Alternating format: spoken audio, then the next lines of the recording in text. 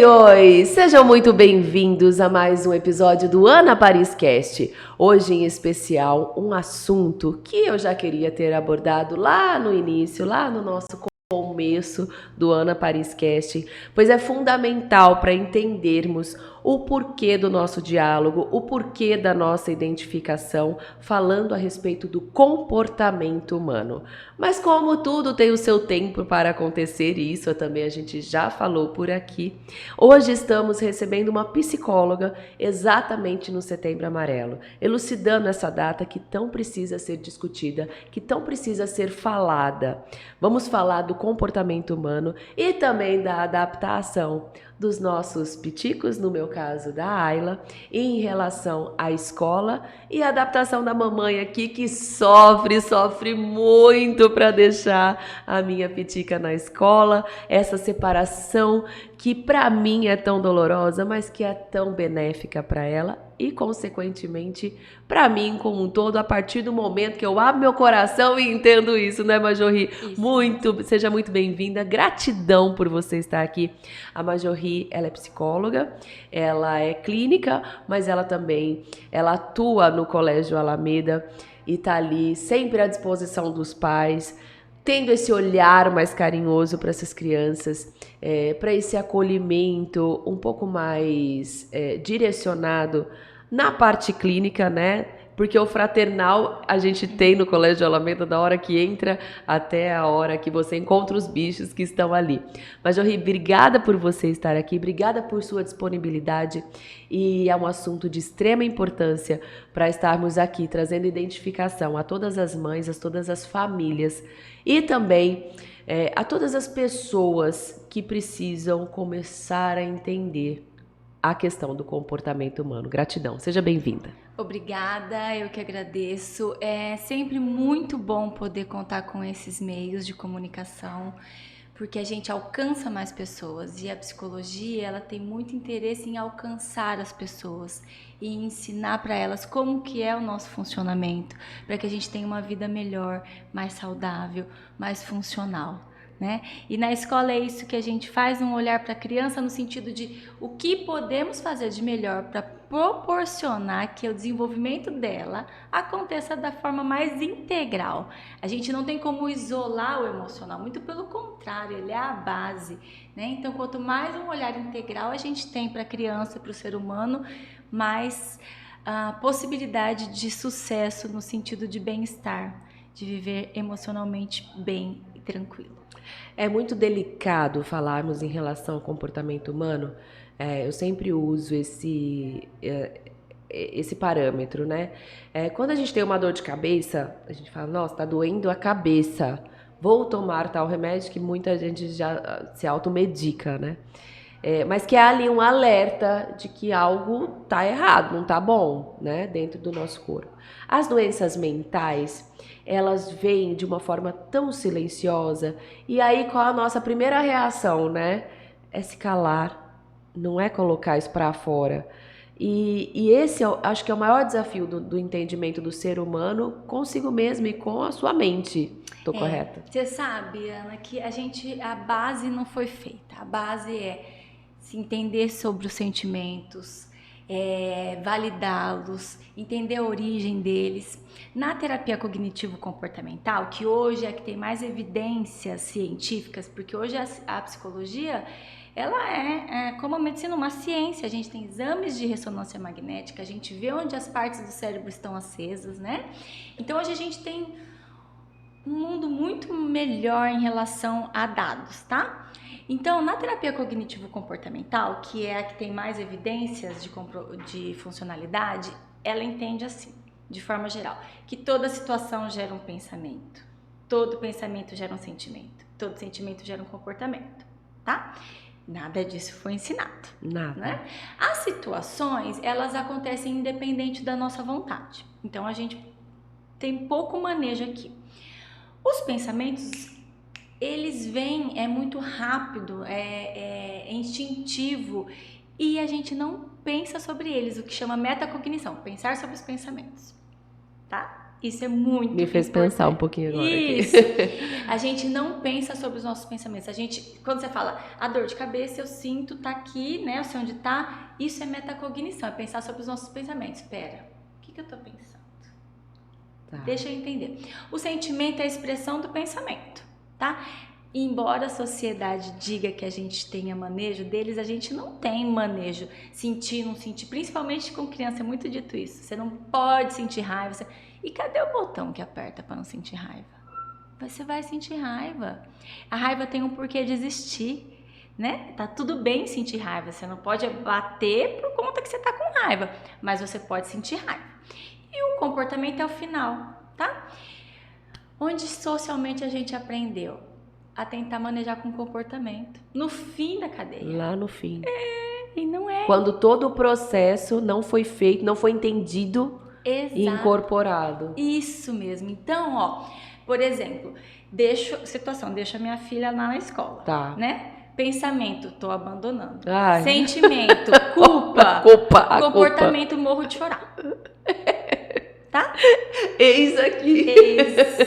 Eis a expressão da A expressão Ana, tá? Então, materializada. Ó, onde que a gente trabalha, onde que a gente precisa trabalhar e onde eu bato no ensino o tempo todo, a gente precisa aprender a pensar sobre os nossos pensamentos, que é fazer metacognição, e responder eles de forma funcional e real, tá? A gente precisa dar racionalidade para os nossos pensamentos. Então, espera aí. Eu estou efetivamente abandonando minha filha? O que é abandonar? Ai, que difícil responder isso. Porque ao mesmo tempo que eu tenho esse sentimento de abandono, eu sei que ela tá amparada. Então, eu não sei o que é abandonar, porque eu nunca abandonei minha filha. Então, mas é isso que pensa, né? Isso que passa na sua cabeça. E aí a gente faz o que? Acredita. A mente mente. Nem tudo que passa pela nossa, nem todo pensamento é verdadeiro, mas ele é, porque a gente não faz a avaliação dele, ele é sentido como uma verdade. E aí o processo está todo comprometido. Entendi. Tá? Então, a sensação, pensamento, tô abandonando minha filha. Aí você fala, pera, o que é abandonar? Deixar a deriva, deixar sem respaldo em qualquer lugar, passando necessidade. É isso que eu tô fazendo? Não, de maneira Muito pelo contrário, eu escolhi a escola que tá mais perto do que eu acredito, que ela tá... Então, estou abandonando minha filha. Esse é o pensamento inicial. Aí você começa a trazer dados de realidade. Não, eu tô deixando ela no lugar que ela está amparada, bem assistida, com contato com a natureza, comendo comida de verdade, brincando com os pares, tá? Então, aí a chance de você sentir de forma mais correta no sentido de funcional tá tudo bem. Tá tudo bem. E aí você, ao final que é o comportamento, acho que agora eu posso cuidar um pouco de mim, por exemplo. Tá?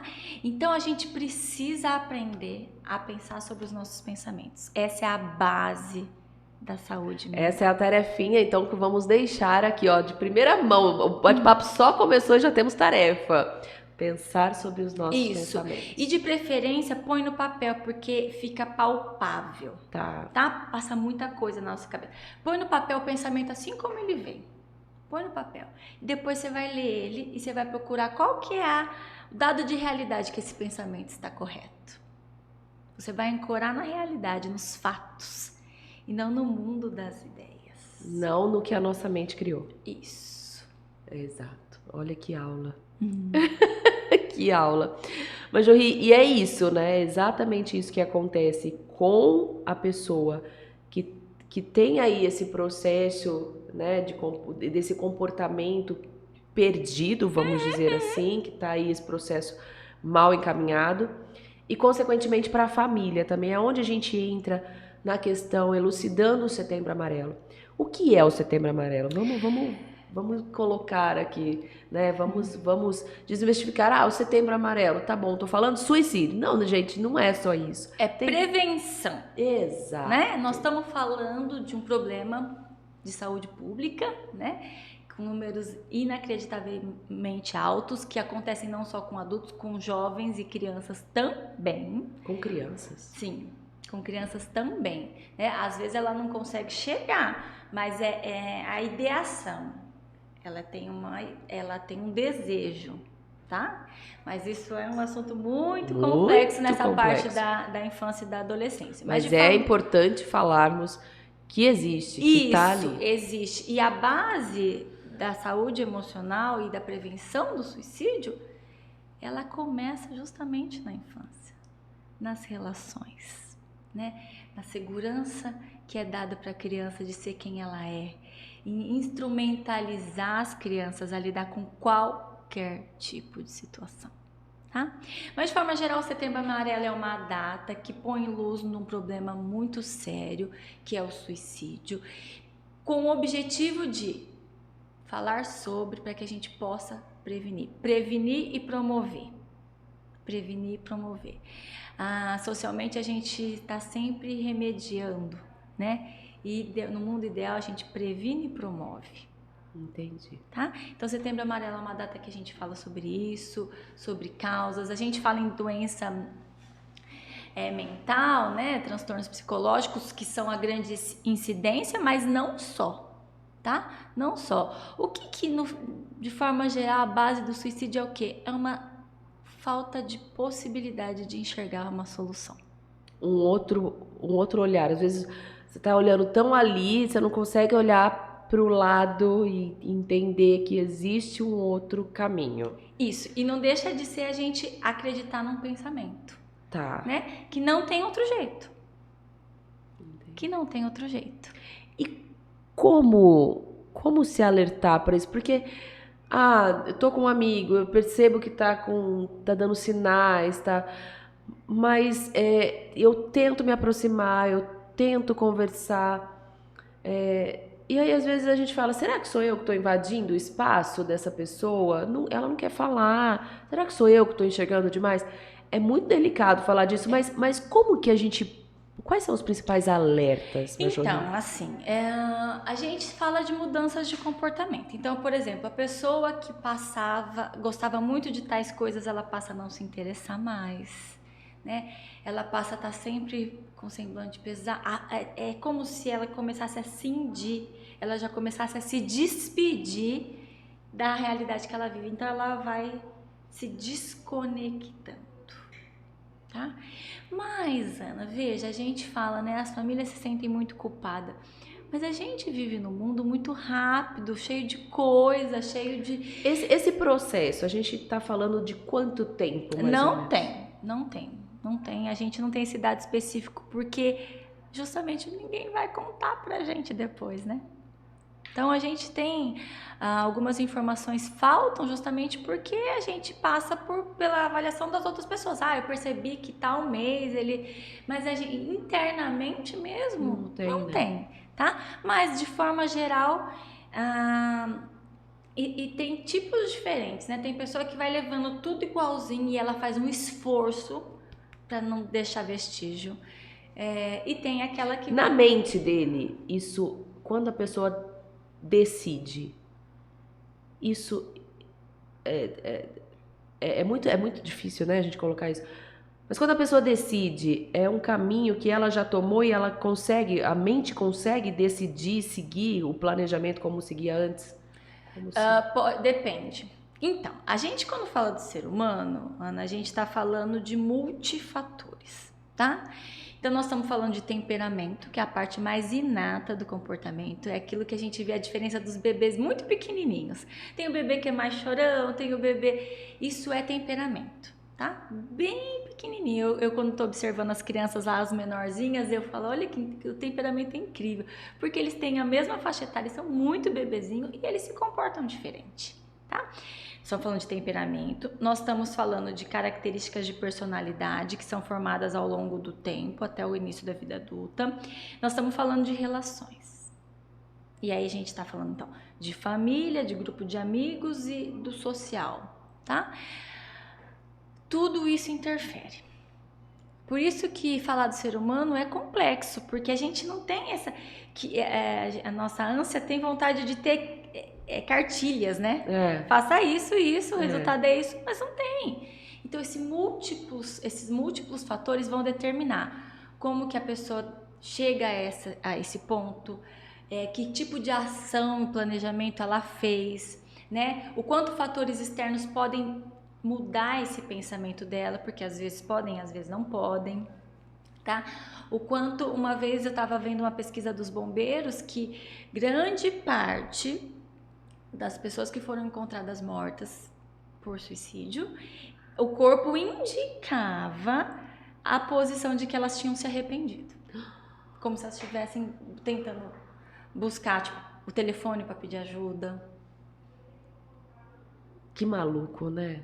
São Que maluco. muitos fatores. E aí não tem, né? Não tem um carimbo na testa, né? Não de quando tem. isso vai acontecer, E é uma de como vai acontecer, com quem vai acontecer. Isso. E é uma questão muito de interpretação da realidade, né? Interpretação.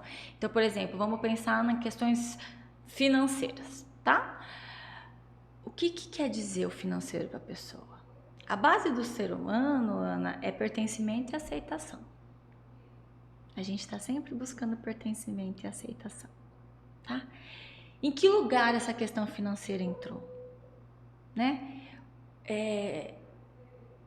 Como que ela conseguiria se sentir pertencente e aceita sem isso? Então percebe que é muito amplo. É muito amplo. É muito unilateral, né? Não tem como você, agora com esse bate-papo aqui eu consigo, é muito unilateral, não tem como você abrir e falar, não, é igual para outra pessoa, é igual para... Não, cada pessoa é uma, com múltiplos cada mente, né? Isso, com múltiplos fatores envolvidos, e com fatores N, né? O acaso, ele tem fatores mais fortes do que a gente imagina. Então, no meio disso pode acontecer alguma outra coisa, por acaso, que acaba abrindo uma questão existencial mais forte, que junta com a questão financeira. Então, é muito amplo. Por isso que eu sempre aceito convites para falar, porque eu sempre acho que uma fala minha pode abrir um mundo de possibilidades de educar, principalmente as crianças. Com certeza. E é isso, né? Você dizendo aqui, e com todo o acompanhamento que eu tenho do Colégio Alameda, que tão se preocupa com essa questão emocional, afetiva das crianças, tinha que se tornar matéria, né? Isso, na verdade. Tinha que se tornar ali, fazer parte do calendário escolar, né? Isso, no mundo ideal de prevenção e promoção, é isso. A gente tá dentro da escola e das casas, que é o meio das crianças, e abrindo espaço para ser falado isso, e para que as crianças, elas não aprendem a ler e escrever. E como que é aprendendo a ler e escrever? Então tem as fases, as janelas melhores para desenvolvimento, a gente conhece o cérebro, em que parte que é acionado, a gente vai na repetição, vai dando vivência. Isso tinha que ser assim também. Assim também. A saúde emocional. A saúde mental e emocional. E aí, né, fica aqui a minha dica. Todos sabem que eu sou fã e minha filha tá lá por conta disso, do Colégio Alameda, mas fica a recomendação de que você tenha esse olhar num mundo perfeito, né? Da gente ter esse olhar para o colégio, para o sistema educacional que teu filho tá seguindo, onde você tá colocando teu filho, num mundo lindo seria, ideal, né? De termos, isso, né? Esse amparo psicológico, olhar integral para a criança. Para a criança. Mas se tem a possibilidade, se você tem essa possibilidade de ter essa escolha, se atente a isso. Porque eu sinto a Ayla, então ela olha pra mim tipo, mãe, tá tudo bem. Tudo sem bem. Sem falar. Ela consegue, pelo olharzinho dela, quando ela chega ali, que ela se sente tão acolhida, tão bem ali, ela olha pra mim e fala, ai mãe... Quase fala isso, quase tem essa mãozinha, sabe? Mim. Então, acho que é muito delicado essa questão. Os pais geralmente olham muito para a questão técnica, né? Pro aprendizado em si, alfabetizado. Não, o Alameda, ele me encanta por conta disso. É um cuidado que a gente não tem ideia do quanto aquilo vai fazer diferença na vida dessa criança e na vida da família, mas que tá ali, tá incorporado no dia a dia. Da segurança que a gente tem na porta ali, que a gente não consegue abrir sozinho, não precisa de alguém para abrir pra gente, que isso traz uma segurança no coração, assim, até o cuidado do jardim, milimetricamente aparado, os animais estão bem cuidados. Então, os animais não estão ali só para ser bonitinho. Tem todo um contexto. As janelas baixas na escola, elas não estão ali só para as crianças verem, não, tem todo um sentido. Então, eu falo que o Alameda foi milimetricamente montado para receber, para ter esse cuidado, esse amparo e ter esse olhar, né? E a gente está falando do que a ciência vem demonstrando que é fundamental. Criança precisa de natureza, criança precisa de espaço aberto, criança precisa de convívio, criança precisa de areia, se sujar, né? A criança, enquanto os cuidadores, professores, a gente chama de ser responsivo. Para a criança é muito importante que ela tenha as necessidades delas respondidas, tá? Então, tá chorando? Pega no colo, entende o que está acontecendo e redireciona. Como que a criança aprende a se olhar? E aí a gente volta lá no Setembro Amarelo. Como que a gente aprende a olhar para a gente, olhar para as relações e olhar para o mundo? Nas primeiras relações, tá? Então, que mundo é esse? Ele é perigoso? As pessoas vão me acolher? Eu sou importante? Eu tenho valia? Tudo isso é construído ali na base da infância. Olha isso. Então, e que são perguntas que a gente faz hoje. Isso. Né? Isso. E aí a gente vinha de uma tradição, né? Que não era, né, falado, era um tabu, não é? É mais que isso. Hoje eu ouço, quando eu ouço os pais, né, e para mim é muito lógico que os pais querem muito acertar. E eles têm muito medo de perder os filhos. E eles têm medo de perder os filhos quando eles dão amor. Que é o processo como contrário. Eu sou julgada. Sério, outro dia a Ayla queria, né, o docinho, o famoso docinho que tá ali sempre nas prateleiras baixas dos lugares, dos mercados, restaurantes. E não ia dar naquele momento. E ela se jogou no chão e ficou.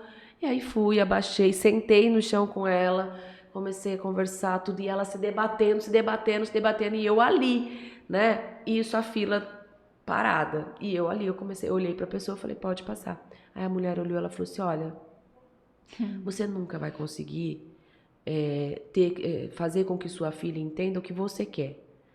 Você tem que dizer um não e pronto. E aí você não tá vendo que você tá atrapalhando aqui? Eu falei, minha senhora, a senhora pode passar. Eu vou ficar o tempo que minha filha precisar aqui. Não sei se tô certo ou não, se fiz certo ou não. Mas fiz o que meu coração mandou. Eu vou ficar o tempo que minha filha precisar que eu fique aqui para que ela entenda que esse não, ele é necessário nesse momento para ela e que tá tudo bem. Só que ela externou a raiva dela, né? O momento dela ali. A frustração tá dela, né? Mas, e não ia dar, mas eu não ia dar brigando ou não era esse o sentido. E ainda assim, nas minhas redes sociais, as pessoas sempre perguntam, mas ela não chora, ela não faz birra, ela não faz. Só que eu não vou expor minha filha fazendo isso nas redes sociais. E eu já fui tão julgada já por muito próximos, tá? Tô falando de próximos, com essa com essa educação que a gente sempre teve de cala a boca, não faz isso, não chora, vou chorar, óbvio que vou chorar. E não é isso que meu coração sente. Então, assim, já tive até desentendimentos com próximos. Eu vou pegar minha filha no colo na hora que ela estiver chorando. Eu vou. E é muito interessante. Esperam que a criança que tem o cérebro pequenininho, totalmente imaturo, saiba se autorregular de adultos que não sabem se autorregular. Não sabem, exatamente isso, gente. O mundo tá doido. Essa pessoa que falou na fila, ela não tem capacidade de autorregulação, senão ela ia internalizar tudo que ela acha e ela pode achar o que ela quiser, só que ela não ia te expor, porque você já estava passando por uma situação que não estava boa, né? Ela não tem também capacidade de autorregulação e ela quer que a criança tenha. Né? Não, gente, eles não são bonequinhos, né? A partir do momento que isso eu entendi muito bem e falo para todas as minhas amigas, para as mulheres que estão aí tentando engravidar, para os casais. Gente, não tem um manual, né? E isso eu tô dizendo aqui como uma mãe e tô com uma profissional aqui para elucidar isso de uma forma mais técnica, mais educativa. Não existe um manual de você falar, nossa, vou ter uma filha, vai ser lindo, vou vestir ela linda, ela vai ficar perfeita. A Então realidade tem que ter uma boneca. uma boneca, né? Não é. E é muito desafiador. Só que eu tento não errar a partir do momento em que eu me coloco no lugar dela. Nossa, eu queria aquele doce, não vou ter? Pô, vou chorar, né? E o que eu vou fazer? Se minha mãe brigar comigo, se alguém vier, eu vou chorar mais ainda, vai ficar pior ainda a situação. Então eu tento levar assim, não sei se é certo ou não. Mas a sociedade não está preparada para isso. Não. Mas a sociedade não parece um guia muito inteligente a ser seguido, Pois né? é o meio que a gente vive, é o que a gente tem. São essas Isso. senhoras das filas que a gente sempre encontra. Isso, mas é isso que eu falo sempre para os pais, né? É lógico que a gente não gosta de ver o olhar de apontar o dedo pra gente, mas tá. Se você não tivesse, ninguém tivesse te apontando o dedo, quer dizer que você tá seguindo exatamente como é o padrão. E tá funcionando. Estamos vivendo um momento onde está todo mundo saudável, exatamente. Tá, a vida onde todo mundo se respeita, tem flexibilidade cognitiva, é maleável, foca na solução, ou as pessoas estão cada vez mais problematizando e dificultando e se relacionando e querendo mal, colocar a sua verdade, né? O ser humano tá com uma necessidade. Polarização, né, verdades absolutas. Eu falo, olha, essa é uma frase de base, meus pacientes falam que toda vez que ouvem, lembram de mim. Entre o 8 e o 80 tem 72 possibilidades. É muito fácil entender que não parece muito inteligente você ficar presa em duas, tem mais 72 aqui. Nossa, é verdade, como isso fez pensar. E aí, como que a gente vai aprender a fazer isso? Uma das bases dos nossos problemas, Ana, é que a gente se perdeu da gente. A nossa mente, o nosso cérebro, mente, toda vez que eu falo mente é cérebro, tá? Nosso cérebro, ele faz economia de energia, tá? Como que ele faz economia de energia? Automatizando processos, tá? Porque uma vez automatizado, ele não precisa ficar gastando energia em pensar sobre aquilo, ele libera para fazer outro. E a gente vai ficando multifacetado. Isso foi importante para a gente desenvolver quanto espécie chegar até aqui. Tá, legal? Tá? Ok. Mas fomos demais. Automatizamos demais. E aí a gente virou máquina de repetir comportamento. Tac, tac, tac, tac, tac. E aí vamos pensar assim. Faz de conta que você tem uma casa inteira para arrumar. Sim. E na sua caixinha de ferramentas só tem um martelo. Sim. Para pôr o quadro, o martelo é perfeito. Tec, tec, põe o quadro. Mas para consertar uma torneira, martelando, você pode imaginar que não vai dar certo. Não vai rolar. E é isso que aconteceu com a gente. A gente tem uma habilidade para tudo. E aí quer dizer que mais não funciona do que funciona. Então a gente saiu da consciência e automatizou. E para coisa, quando passa a não funcionar, a gente tem que fazer o processo contrário. A gente retorna, fala, volta para dentro do seu corpo, põe a cabeça e o corpo no mesmo lugar. Olha a situação. Que contexto é esse? Que pessoas são essas? O que eu estou pensando? E aí você vai conseguir.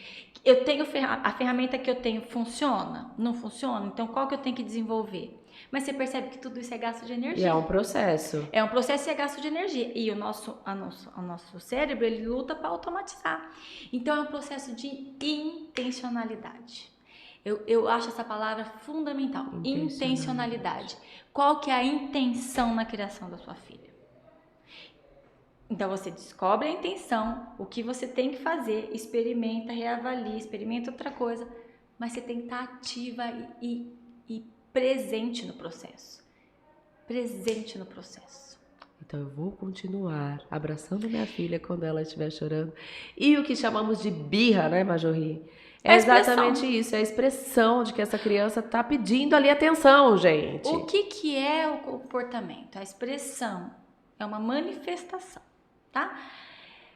O cérebro da criança, ele é muito primitivo. Ele tem bater, chorar, gritar, é isso. Todo o resto vai ser desenvolvido, né? Os adultos têm, nossa, super desenvolvida. Não, né? Ele depois, ele em vez de ficar gritando e se batendo, ele vai e enche a cara, Exatamente. né? Ele vai e compra tudo que ele não precisa, com o dinheiro que ele não tem, para mostrar para alguém que ele nem se importa com ele. E a gente quer que a criança seja perfeita. Como é que é? Se o cérebro dela nem tá pronto. Então, o que é a birra? A expressão de que ela não gostou, que ela está frustrada com alguma coisa. É assim que uma criança se comporta. Que é o normal, gente. É assim, o normal. A birra é normal. E aí, a gente precisa, naquele momento, acolher no sentido de entendo que você tá com raiva. Tá tudo bem ter raiva. Você acolhe, né? Aquele momento, contempla que ela não se machuque, não machuque outras pessoas e tira o foco. A gente também aprendeu a tentar explicar, mas na hora da raiva, não dá. Quando você tá com muita raiva, você quer explicação de alguma coisa? Pelo amor de Deus. Não quer explicação de nada. Você tá só com muita raiva. Só quero botar isso pra fora, ponto. E a criança tem que entender a explicação quietinha e racional. Gente... Não vai rolar. Eu falo, o que se espera da criança é tudo que ela não tem pra oferecer. E não é porque ela não quer intencionalmente, ela tá te manipulando. Gente, nem essa tá criança pronto. Me desafia. Nem tá pronto. Nem tá pronto no cérebro dela esse pedaço aí. Nem tá pronto. Ah lá. Tá? Então, você contém ela, né? Abraça, explica que tá tudo bem ter raiva, contém pra ela não machucar o outro, nem você. E você, naquele momento, você vai desfocar. Põe a atenção dela em outro lugar. E aí vai baixar a atenção. Depois, de preferência de forma lúdica, em brincadeiras, porque é assim que as crianças aprendem, ou as crianças aprendem duas formas muito bem. Brincando ou copiando. Elas não aprendem na lógica, ouvindo o que você manda. Elas aprendem copiando como você faz. Isso parece, né? Ui! Mas os pais vão conseguir. Eu aqui me trouxe, assim, é fato. Agora, quando eu quero que ela experimente algo novo, assim, que eu vou fritar um alimento novo, eu já entendi que se eu comer na frente dela, ela vai ser muito mais fácil. Pra isso, e tá delicioso e respeita, tá? Então, aí você acolhe a birra no sentido de chega perto dela, abraça para que ela não se machuque nem machuque o outro, tira o foco. Olha a borboleta, a hora que baixou, depois, numa brincadeira, num livrinho, quando acontecer com você simula assim igual ela, acho que eu posso, e aí você direciona. Então, a gente se conecta com a criança, espera ela se acalmar, troca o foco e depois instrumentaliza ela para uma próxima situação. Eu gosto muito da metáfora da roupa molhada. Se você tem uma calça jeans, tem um peso tal, aí você enche ela de água, ela pesa 4 vezes mais. Se você for manejar com ela pesada daquele jeito, você percebe que não é funcional, vai sair pingando, vai molhar. Põe para secar, é igual sentimento. Deixa secar, deixa voltar pro tamanho dele. E aí a gente lida com o tamanho que ele tem, com o peso que ele tem. Mas, Ana, alguém ensinou tudo isso pra gente? Mas nem de longe. E era algo que eu queria colocar aqui, né, Majorri? A nossa geração, eu falo que até minha geração... acho que até um pouquinho mais, né? Você só ia psicólogo quando tava... Psicólogo, tá? Doido. Psicólogo. Nossa, quando orientavam na escola, mas sua filha precisa de terapia, precisa ir pra terapia, nossa, família precisa... Parece um ofensa. Era um choque pra família. Minha filha tá louca, tá doida. Tá me chamando de louco? E é isso, né? Mas a gente vive um mundo muito melhor, tá? De quando eu me formei lá 15 anos atrás... A gente vive uma realidade muito melhor nesse sentido, né? Eu tenho muitos pacientes homens que antes não tinha, de toda a faixa etária, nível social, né? Hoje é muito mais... E assim, juiz, médico, todas as profissões. Então a pessoa, socialmente a pessoa, é juiz, é concursado, pronto. Não, gente, todo mundo é ser humano. Não é porque ele é muito bom em uma área da vida dele que ele tem habilidade para lidar com todas as áreas. Não é isso. Não é isso. Você não aprende a dirigir, você não aprende lidar com o nosso emocional, manejar com os nossos sentimentos. Isso também é aprendido. E vive muito melhor quem aprende. Então hoje não é mais o louco que vai para terapia, é quem quer viver melhor. E quem tem consciência das suas limitações. Aqui eu tenho uma limitação. É igual ponto cego. Todo carro não tem um ponto cego, Ana? Tem. Que você olha o retrovisor, você olha tudo, mas você não viu aquele outro carro, porque estava no ponto cego. Aí a hora que bate, você não viu? Lógico que eu não vi, não. Lógico, eu quis bater. Não, eu não vi. Nossa mente tem pontos cegos. A gente precisa ter consciência disso. Aprender quais são eles e desenvolver estratégias. Para nunca bater, não é isso. Não é isso. Mas para que de forma geral, vai bater em algum momento, mas que de forma geral você evite acidentes. Para que quando bata, não, mais uma vez, um some e fique mais pesado. Esse é o movimento. Eu tenho principalmente nos últimos tempos, agora tem uma frase que tem sido meu guia, assim, né? Eu falo que a gente tem que aprender, não importa, a gente não tem controle do que chega. Eu vou falar a frase e aí depois, não importa o que a vida faz com você, o que importa é o que você faz com o que a vida faz com você. Que a gente tem inúmeras maneiras de reagir ao que está fora do nosso controle, né? Todo mundo sabe, Marjorie também, que está aqui me dando um super apoio nessa minha fase. Todo mundo se assustou muito comigo. Eu tenho escutado assim, nossa, mas você é muito forte. Nossa, mas você já voltou a trabalhar? Mas você... E o seu luto? E eu acho que é isso que falta. Não tô falando que eu sou a pessoa mais equilibrada e bem longe disso, pessoal. Mas o que hoje tá no meu coração vai adiantar eu ter outra atitude? Vai adiantar eu me jogar num sofá? Primeiro que eu nem posso fazer isso, porque né, tem uma lindeza que depende totalmente de mim. Mas o que as pessoas esperam é sempre, o que eu sinto é sempre o comportamento que elas teriam. E elas se assustam quando você não responde a expectativa delas. Então eu acho que todo mundo queria mais me ver chorando, mais me ver longe das redes sociais, talvez afastada, né, com um atestado médico. Já me perguntaram muito isso. Do que eu seguindo. Na verdade, não é que elas queriam, é o que elas esperavam no sentido de o normal. Tá. O normal, tá? E às vezes, né, quando você fala é o que elas fariam, a gente não sabe. A gente não tem ideia, é só quem passa. E no momento que passa, e como passa, e no contexto, é ali que você vai saber como você vai reagir. Exato. Porque também não foi algo que, nossa, eu vou fazer isso. Não é isso comigo. Está indo, está com acompanhamento, né? Tô tentando levar isso da forma mais equilibrada possível. Funcional. Se é que funcional. Isso. Essa é a palavra. Porque ela não é linear, às vezes ela desequilibra, mas de forma geral tá funcional pro momento. Exato. Mas por que eu trouxe a minha realidade, que a gente até ia chegar um pouquinho mais pra frente? Porque eu vejo muito isso da sociedade, né? E as redes sociais, ela dá essa abertura das pessoas falarem exatamente o que elas querem, porque elas se sentem seguras atrás da tela e elas externam os sentimentos delas, não é externo, elas projetam o sentimento delas no outro. Tô certa? É assim, ó, eu falo que é sempre o outro sendo o outro, tá? Não tem nada a ver com você. Aquela moça lá da fila, aquela senhora da fila, é só ela sendo ela é assim na vida dela.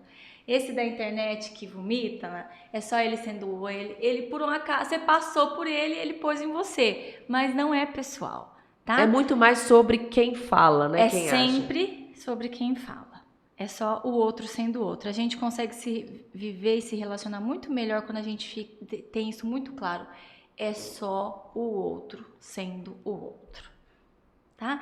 E aí a gente tem esses padrões, né?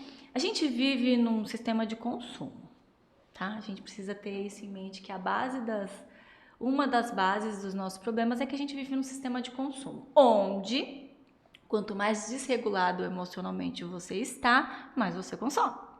Mais consumista você fica. Isso. Seja remédio, seja roupa, seja álcool, seja likes, seja qualquer coisa. Tudo é consumo, tá?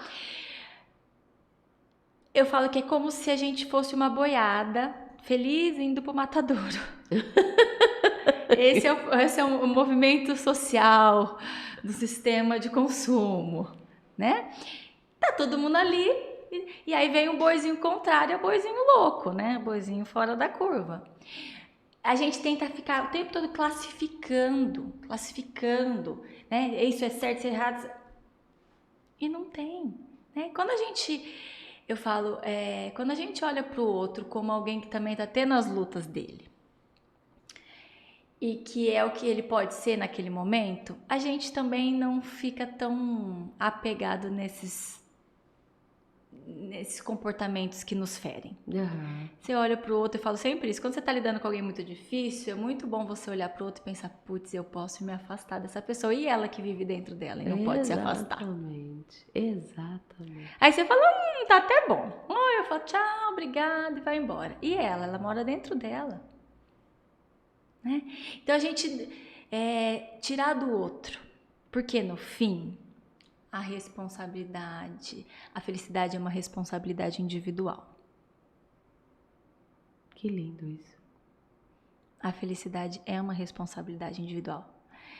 Responsabilidade. O que é responsabilidade? É você estar ativo no processo de.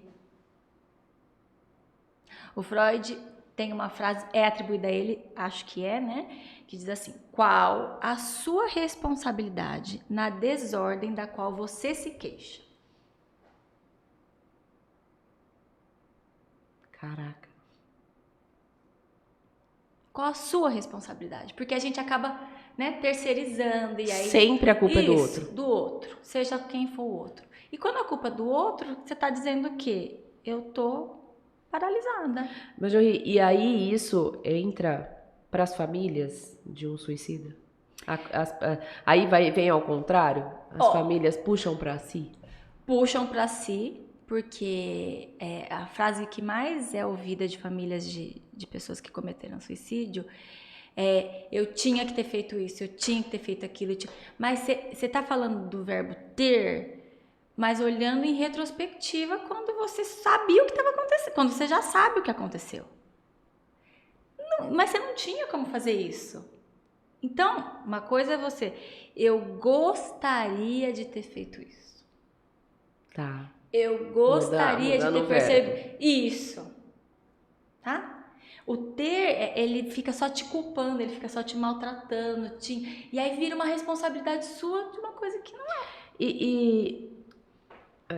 Eu já escutei muito falar da questão do ciclo dos suicidas, né? Da família de suicidas. Isso é real ou isso é muito pessoal? Uma família que tem um suicida, ela tende a ter outros suicidas? Eu acho esses tipos de afirmações, eles não são funcionais, tá? Eu prefiro dizer que não. E traz uma carga, né, pra família que tem, gente. E aí, isso que eu gosto dessa noção de funcionalidade. Da funcionalidade. Vai mudar alguma coisa? Isso. Ou vai piorar? Né? É multifatorial. A gente está falando de temperamento, tá?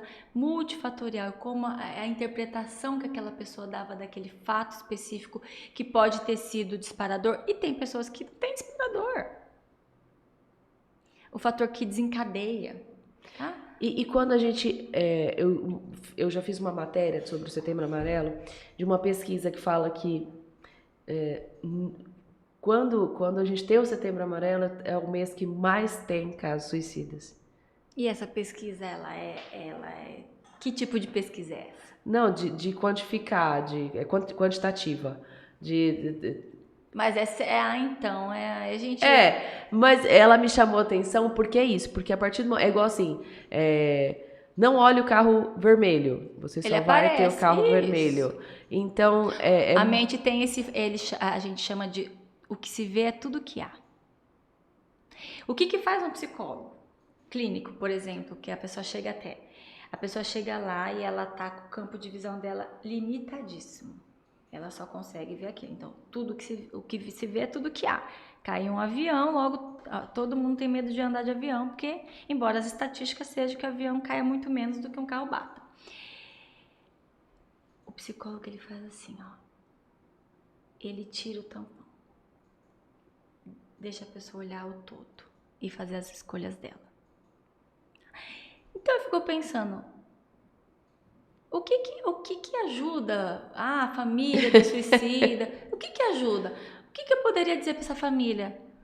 Cuide da sua dor, ressignifique que a princípio vem essa culpa, né?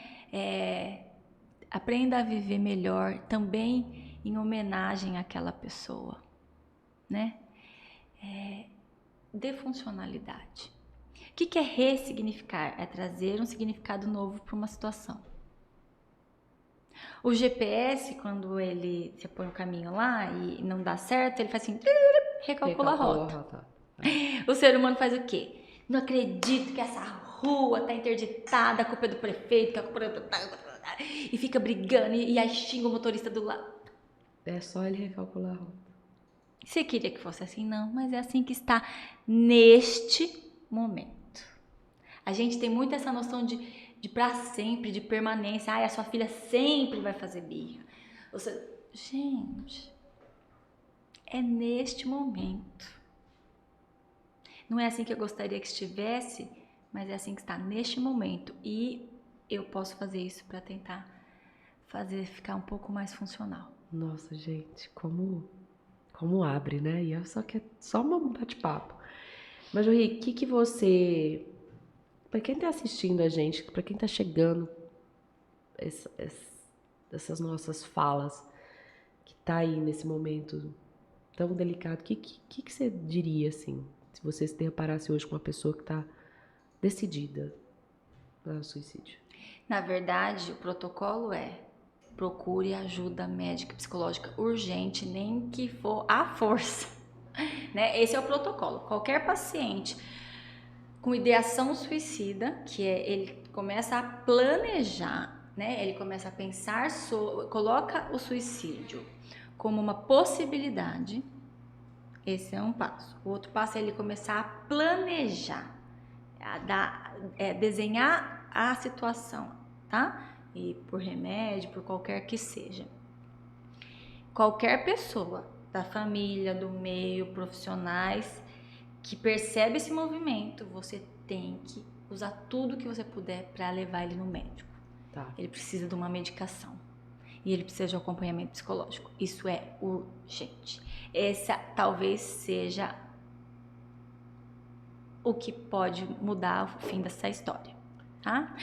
Então, no consultório, dentro de uma ética profissional de sigilo, é onde eu posso quebrar. E eu quebro mesmo. Começou a pensar que a possibilidade seria a morte seria a possibilidade de alívio. Começou, e eu pergunto isso claramente, a pessoa, ela tá olhando assim, tipo, como que você sabe que eu pensei nisso? A gente encaminha e avisa todo mundo ao redor e encaminha pro médico para ser acompanhado. O difícil é chegar até o consultório, né, Marjorie? Isso, e é por isso que porque se é um adulto, ele tem, né? Você não tem como prender ele ali. Mas a gente tá falando que a família e as pessoas isso. E o pós? Qual a orientação para a família pós? Depende de quem é a família, mas de forma geral, se respeite. Respeite o seu processo, respeite o tempo da sua dor, o que você faz com a sua dor, como você maneja a sua dor, e não deixe que as pessoas ditem o que, como e em que tempo você tem que fazer isso. A base nesse momento é o autorrespeito. autorrespeito. E um dia por vez. E a entender, né, que a pessoa... eu digo a palavra coragem, mas talvez eu esteja falando errado. A pessoa precisou de muita coragem para ter essa ação, né? Coragem e poder escolher, né? É lógico que ela estava com um campo de visão muito limitado, né? Tem um monte de fatores, mas faz voltar. Então vamos tentar encarar da forma que seja mais funcional para cada pessoa. Lembrando que essa forma de encarar passa por todos aqueles múltiplos fatores, temperamento, relações, né? Para quem tem a questão da religião, são muitos fatores que envolvem. Bom, o fato é que a nossa mente, nossa, que aula, né, que tivemos. A nossa mente, ela nos tapeia ali constantemente. E parece louco eu falar isso, mas eu tenho certeza que você que está nos ouvindo está afirmando aí, fala, eu faço isso. Porque todos nós fazemos isso, né? Não preciso nem me direcionar aqui a técnica, a especialista para determinar, porque a gente faz isso. E a gente se colocar solícito e ser solícito conosco mesmo, com a gente mesmo. Porque a gente sabe quando a gente tá. A gente sabe. E aí é a hora de parar, falar, epa, bora trazer aqui. Aí eu tô falando de mim, tá? Vou chorar, vou cair, mas passou, bora pra cima, bora fazer algo que queira bem. Bora sentar com uma amiga, desabafar. E é isso que eu chamo de rede de apoio em todos os sentidos. De você ter sua rede de apoio sua, né? Cara, não tô bem, preciso procurar ajuda, preciso desabafar. E o quanto falar é importante, né, Major? Isso, a gente sabe hoje muito claramente que o falar, escrever são expressões e como isso reorganiza dentro da nossa cabeça. E eu gosto muito de pensar que a nossa primeira rede de apoio, né? A gente está falando do adulto, precisa ser a gente mesmo. A gente precisa saber se respeitar. A gente precisa saber do que a gente gosta, do que a gente não gosta, o que a gente quer, o que a gente não quer. Quando eu faço essa pergunta na clínica, do que você gosta? O que faz você feliz? Que momento da semana que foi o melhor? As pessoas não sabem. Não sabe. As pessoas não Porque sabem. não é pra si, né, que as pessoas vivem. Eu tenho muito isso. Eu aprendi muito com isso, né? Eu aprendi que eu sou muito feliz comigo mesma. Eu adoro minha companhia. Mas porque eu sei que eu também, o que eu não gosto, tem hora que eu não gosto de estar comigo. E aí eu não quero essa pessoa, né? E se eu não quero pra mim, imagina se as outras pessoas vão querer essa pessoa perto. Então, eu aprendi, assim, um momento que eu não tô gente boa, a voltar. Não tô falando que sou super legal, tá, gente? Tô falando que a hora que eu me vejo ali, que eu não tô legal, que eu preciso voltar pra minha essência, que me faz bem. Mas foi um processo isso. Isso, e aí o que a gente ensina pra criança? Que ela tem que sempre gostar do outro, que ela tem... A gente ensina pra criança o quê? Se perder dela. Exatamente. Aí ela cresce, se perdida dela, fica toda disfuncional. Bom, tem aí o seu direcionamento, mas eu sempre digo, e digo isso em tudo, todas as ações, tudo que eu sempre posto, eu sempre coloco isso. Procure referência profissional. Porque a gente já disse isso aqui no podcast, até mesmo essa questão, nossa, mas minha filha é muito novo para ir para a escola. Cara, a gente não estudou para educar. Eu estou ali para dar o meu afeto, todo o meu carinho, o melhor de mim para Ayla. Mas ela está num lugar em que as pessoas estudaram para que ela tenha esse direcionamento, o melhor direcionamento possível. Então, qualquer questão da sua vida, sempre procure orientação profissional, que aí o caminho vai ser muito mais leve. E aí, Major, eu queria trazer aqui, né, para esse momento, porque eu deixei para o final, porque eu sei que vai me emocionar, mas eu quero muito colocar esse ponto, porque eu sei que tem gente aí do outro lado da tela que tá passando pela mesma situação que a minha, ou que se colocou no meu lugar e que ainda bem, e como eu sou grata a isso, de ter encontrado esse apoio profissional, né? Que é o caminho da Ayla agora, sem a referência paterna dela, com todo esse choque. Eu vou contar para vocês aqui um pouquinho de como foi, né, com a gente e como esse acolhimento profissional foi de extrema importância nesse processo. No dia do ocorrido, minha primeira pulso foi a Ayla, né? Ayla. E aí recebi um telefonema, né? Vou até enfatizar aqui, né? Não é muito profissional, mas o Ana Paris Cash é pessoal. A Bruna me ligou imediatamente e a Bruna, diretora do Alameda, proprietária do Alameda, Ana, fique tranquila, ela está amparada aqui. E a notícia explodiu, né? No momento. E a minha maior preocupação era de que como isso ia chegar, mesmo que ela não tenha o entendimento, né? Com um ano, ela estava com 1 ano e 9 meses, 1 ano e 10 meses, não tinha o entendimento ali, nossa, né? Meu pai foi, não era isso. Mas esse respaldo, eu tive esse respaldo, a Ayla, ela não faltou nem um dia, né? Aconteceu na segunda-feira, na terça-feira ela estava na escola. E foi um processo para mim que me tranquilizou, mas aí eu tô falando do meu lado de mãe, mas o quão é importante esse olhar para as famílias que passam por diversas situações que desencadeiam essa ausência, né? Que vem a ter essa ausência familiar. Então, primeiramente, quero agradecer aqui, né? Já fiz isso com você, mas queria aqui publicamente colocar isso, e aí, em seu nome, te colocando aqui, mas externando isso a Bruna, ao colégio, que em nenhum momento a minha filha teve baque.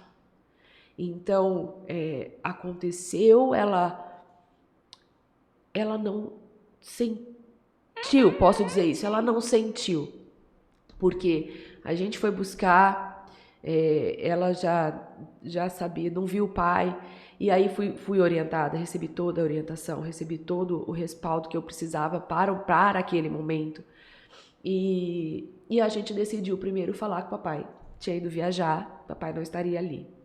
E eu comecei a levar símbolozinhos, né? Então eu levava uma flor, levava sempre um símbolozinho de que o papai tinha enviado para ela, deixado para ela, para que a ausência do pai não fosse brutalmente interrompida.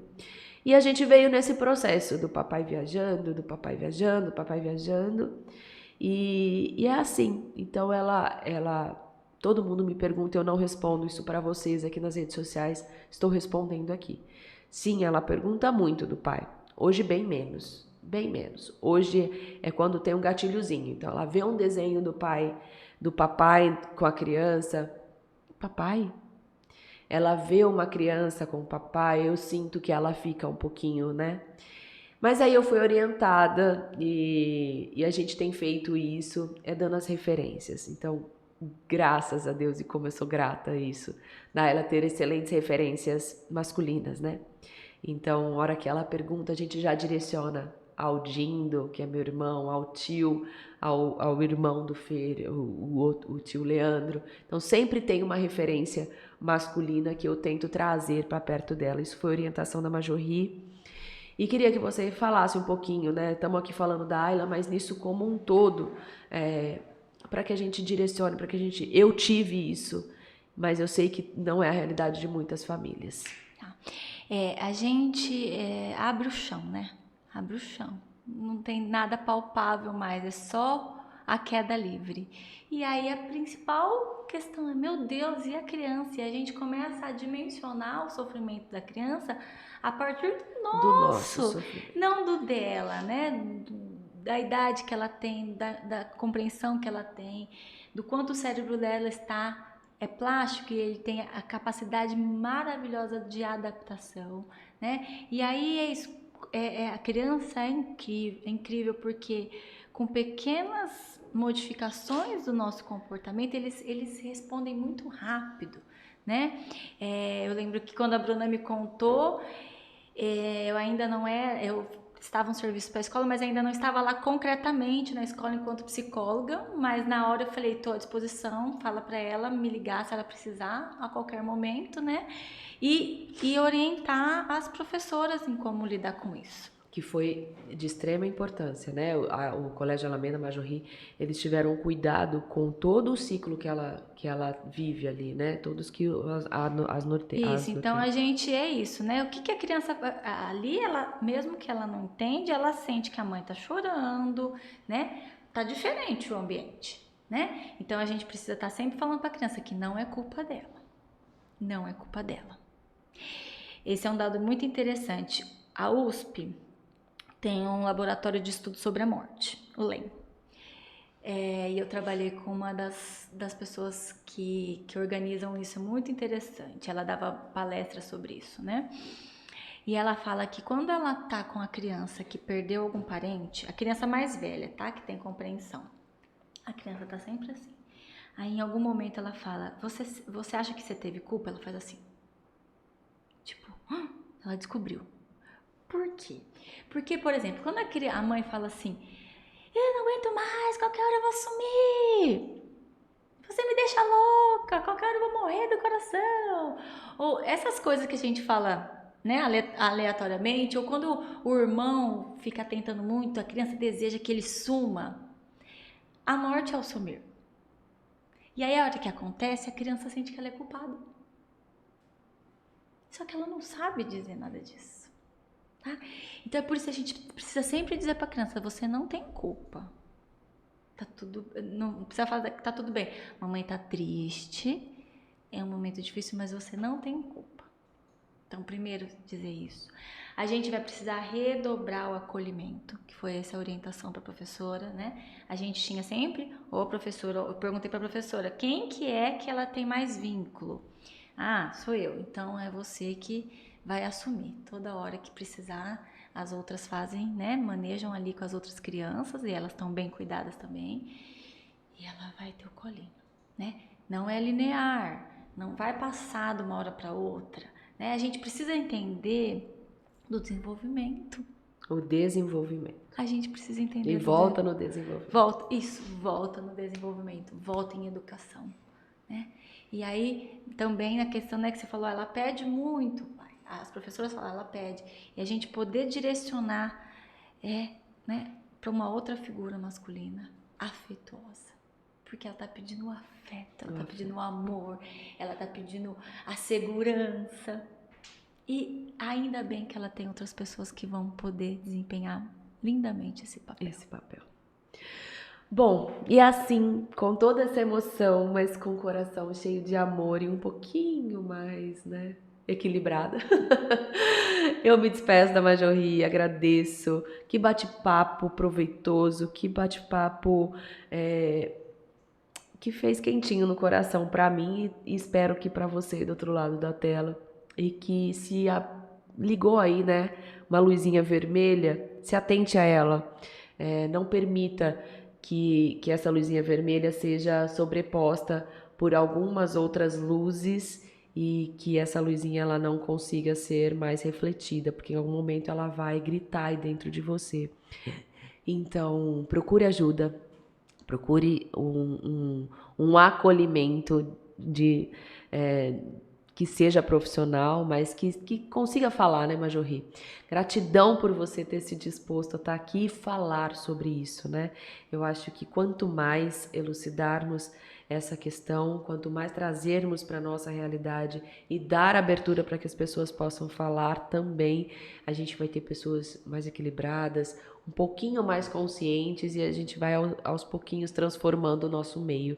Muito obrigada, estamos sempre aqui, que você, né, possa vir nos trazer aqui para o nosso equilíbrio e que o mundo tenha mais profissionais assim, né, que a gente está precisando nesse mundo tão maluco. Obrigada. Eu que agradeço a oportunidade, é muito além do retorno financeiro a profissão para mim, né? É uma possibilidade de trazer mudança na vida das pessoas e de um mundo melhor, que no fim é um mundo que está aí para o meu filho também, né? Então, eu sempre que eu consigo chegar no coração de alguém e abrir possibilidades de uma vida mais funcional, essa recompensa, ela está muito longe da que é a minha fonte de renda enquanto profissão, tá? Então, eu fico muito feliz em poder chegar, fico muito feliz em poder ensinar um pouquinho para as pessoas. A vida sempre é a melhor escolha, mas que a gente possa fazer isso quando tá difícil, acompanhados. Juntos a gente é mais forte. Muito mais forte. Tá bom? Fico Gratidão. à disposição. E pessoalmente quero muito te agradecer por todo esse apoio, por todo esse amparo que tem aí me guiado e permitido com que eu possa ressignificar a minha vida. Pessoas amparadas amparam também. Esse é o ciclo, tá? E tô aqui pra isso. Pra te amparar, pra ser identificação pra você, pra chorar, pra sorrir, pra gente estar junto. O Ana Paris Cast é exatamente isso, trazer informação, identificação e, acima de tudo, o meu comprometimento em sempre estar trazendo informação pra você. Combinado? Até o nosso episódio. Fiquem todos bem, fiquem todos em paz.